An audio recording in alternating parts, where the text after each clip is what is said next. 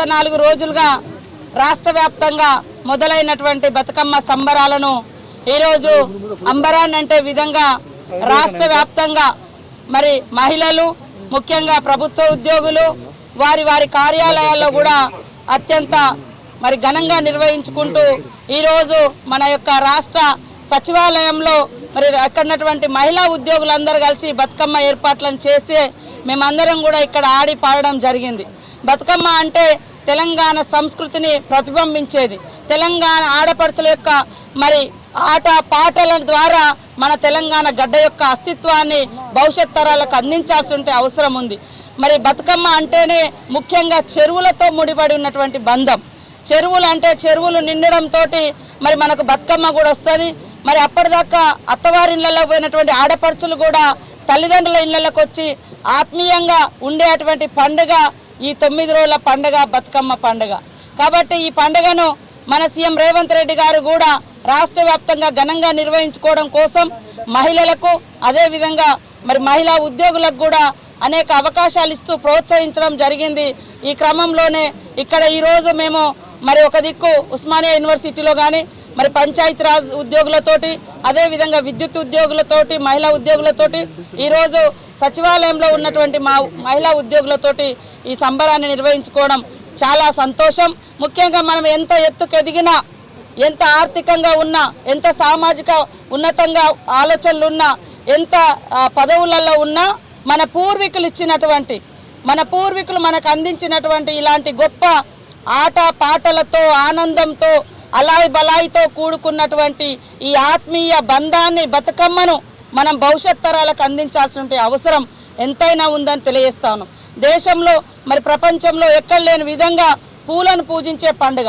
పూలను తీసుకెళ్ళి మరి చెరువుల దగ్గర కూడా మనము చెరువులను ధన్యవాదాలు తెలియజేయడం, చెరువులను కూడా పూజించడం, తీరొక్క పువ్వును చెరువులో వేయడం ద్వారా మరి చెరువులను కూడా శుద్ధి చేసుకునే పండుగ.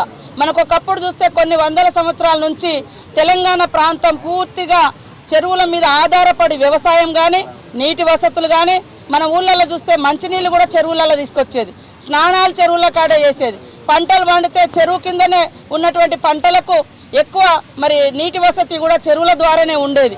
కాబట్టి చెరువుకు బతుకమ్మకు విడదీయరానటువంటి బంధం ఉంది.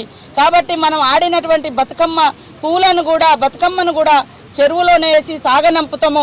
ఆ వేసేటువంటి ప్రతి పువ్వులో ఈ చెరువుల యొక్క మరి ఆ శుద్ధి చేసేటువంటి గుణం యాంటీబయాటిక్ కూడా ఉంది. అందులో గౌరమ్మను పెట్టి మేము అందరం పూజిస్తాం.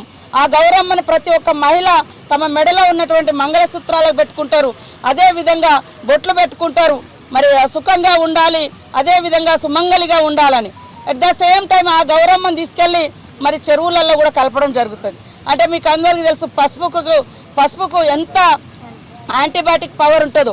సో దాని మూలంగా చెరువులను కూడా మనం శుద్ధి చేసుకొని ఒకప్పుడు చెరువుల నీళ్లు తాగినటువంటి సందర్భంలో ఈ యొక్క బతుకమ్మ యొక్క విశిష్టత చాలా గొప్పగా ఉంది. కాబట్టి మనం అందరం కూడా భవిష్యత్ తరాలకు అందించడం కోసం తప్పకుండా ఎంత పెద్ద ఉద్యోగులైనా, ఎంత పెద్ద ప్రభుత్వ అధినేతలైనా, ప్రజాప్రతినిధులైనా మన పూర్వీకులు ఇచ్చినటువంటి ఆచారాలు, సాంప్రదాయాలు, సంస్కృతులు ఇవే మన అస్తిత్వం, మన ఆత్మగౌరవం. కాబట్టి ఈ బతుకమ్మను కాపాడుకుందాం, భవిష్యత్ తరాలకు అందిద్దాం. మన యొక్క స్వచ్ఛమైనటువంటి పూల పండుగను మరిన్ని యుగాలు నిర్వహించుకునే విధంగా ముందుకు తీసుకెళ్దామని తెలియజేస్తూ ఈరోజు ముఖ్యమంత్రి గారు ఈ యొక్క మరి అవకాశాలు కల్పించి మా సెక్రటేరియట్లో కూడా మహిళలందరం ఈ రకంగా నిర్వహించుకోవడానికి కారణమైనటువంటి మరి సీఎం గారికి, అదేవిధంగా చీఫ్ సెక్రటరీ గారికి, ఇతర ఉద్యోగులకు అందరికీ కూడా బతుకమ్మ శుభాకాంక్షలను తెలియజేస్తా ఉన్నాం. టీవీ యాప్ ని డౌన్లోడ్ చేసుకోండి. ఇందులో short news, live news, entertainment movies అన్ని అవైలబుల్ గా ఉన్నాయి. Please download Hit TV app. Hit TV app. Hit TV యాప్ని ఫ్రీగా డౌన్లోడ్ చేసుకోండి.